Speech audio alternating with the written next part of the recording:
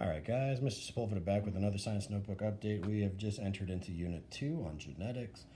We used our cover page to draw anywhere between 4 to 5 or more pictures that come to mind when we think about the term genetics. So I just drew some inherited traits such as eye color, eye shape, hair type, hair color, freckles, what hand you write with, and leaf shape. Okay. We also went into our table of contents, and we are currently up to page 26, which is inherited traits. We have two big ideas. Why do organisms of the same species differ from their parents? And second question, how do organisms acquire non-physical traits?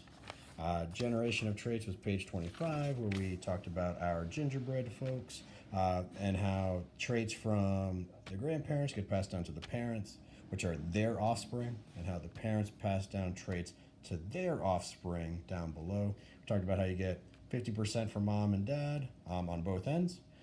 However, we did this a little bit different in classroom. We decided that, because we have some similar features or likeness to one parent or the other, we started just doing a randomizer to kind of see what traits would get passed. And then we did the exact same thing for our children down below. We also answered these 4 questions in the classroom. Okay. And then page 26, we talked about inherited traits. We learned what traits were, what inherited traits were. We got some examples down. We drew some examples. We learned about heredity. We even took an inventory of our traits.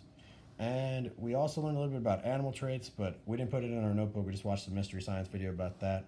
But we also learned that plants can also inherit traits as well from their parents. And so here's some information about parent 1, parent 2, and then this is an example of the offspring and some of the traits that they inherited from their parents.